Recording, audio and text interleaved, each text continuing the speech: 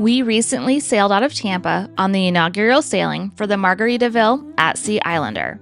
It's our first inaugural cruise experience, and we were excited to check out the newly refurbished ship.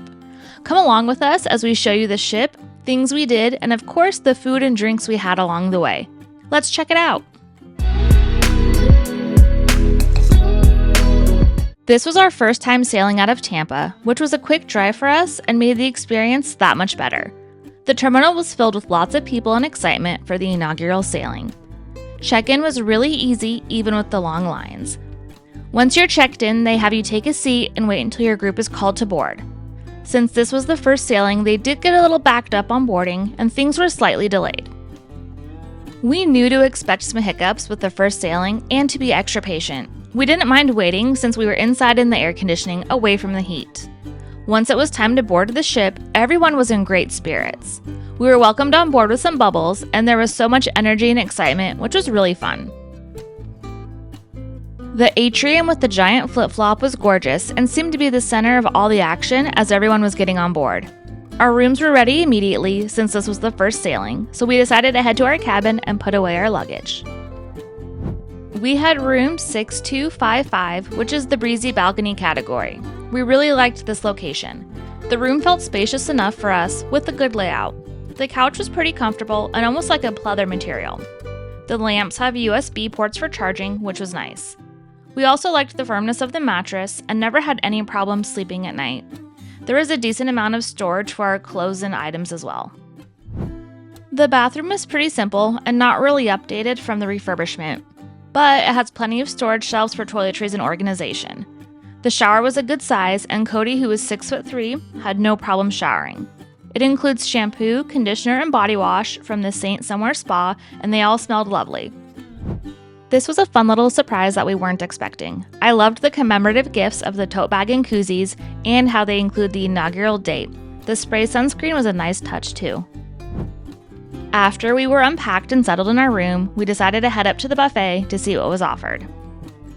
There were so many elevators on board that we never had a long wait. The buffet had a good variety of food to choose from, and we thought there was a lot of options. The cake offerings changed each day, and it became a game for us to try them all because they were all really good. We started off with pizza from Frank and Lola's, which is located in the buffet area. The pizza always came out hot and fresh and was really tasty. I made up a plate of roasted veggies, a garden salad, and a pre-made broccoli salad, which I really liked. Cody got a hot dog and then had a plate of salad and veggies and some chicken.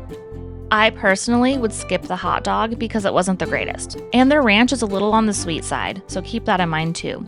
But the veggies and the pesto chicken were delicious. This was a key lime flavored cake and was one of my favorites. Seriously, the cake on board is fantastic. We also had to try the cheese pizza, which was piping hot and really tasty as well. Our next order of business was heading down to the far side of the World Lounge to activate our drink package. We pre-ordered the package before we got on board and had to get a sticker to put on our key cards.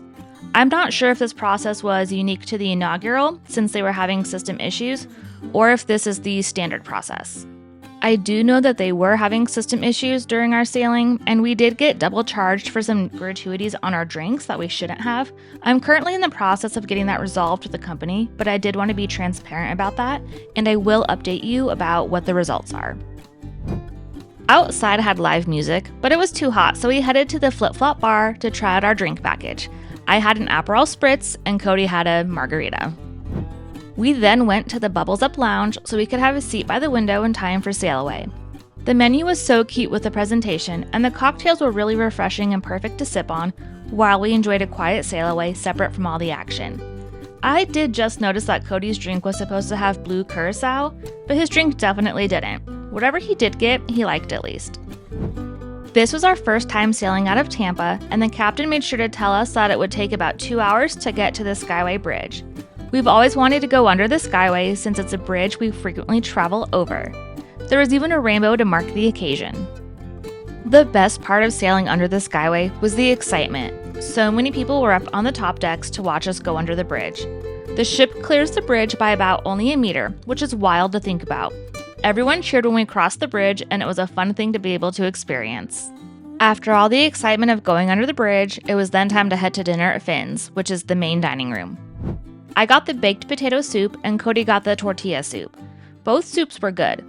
We then shared the Cuban croquettes with garlic aioli, and those were really tasty. I got the grilled brick chicken for my main, and Cody got the garlic shrimp. The main dishes could have been a little warmer temperature-wise, but the flavor was pretty solid. This was also a theme we noticed during the inaugural, but I've since heard reviews that they've worked on the temperatures and they are better now. For dessert, I had the chocolate cappuccino icebox pie, and Cody had the pina colada lush. Mine was like a chocolate coffee mousse, and it was really good. And Cody's was kind of like a tropical shortbread mixed with a cake consistency. It was unlike anything he's had before, but he absolutely loved it. The first night of the sailing was the Volcano variety show, a variety style show by the name, and it was showcasing the different types of entertainment on board. There was singing, dancing, acrobatics, comedy, a little bit of everything, and it was a good taster to see what to expect the rest of the sailing. The Islander does one main show per evening at 9 p.m., so make sure to plan accordingly. It was a fun show to kick off the cruise, and the theater was a great size and held lots of guests. After the variety show, we went to the Coral Reef Lounge for karaoke. This was probably my favorite venue on board because of the layout and all of the seating. Karaoke here was amazing, and this setup really made everyone want to participate. Karaoke went until late on the schedule, and they basically were doing it as long as people were participating and having fun. This was probably my favorite karaoke setup on any cruise we've been on. This brings us to the end of our first day aboard the Margaritaville At Sea Islander. Overall, for our first inaugural experience, it was great. Of course, there were a few hiccups, which was to be expected, and we're still working on getting issues resolved with billing. We have a few more videos planned about the sailing and can't wait to show you more content. Thanks for watching.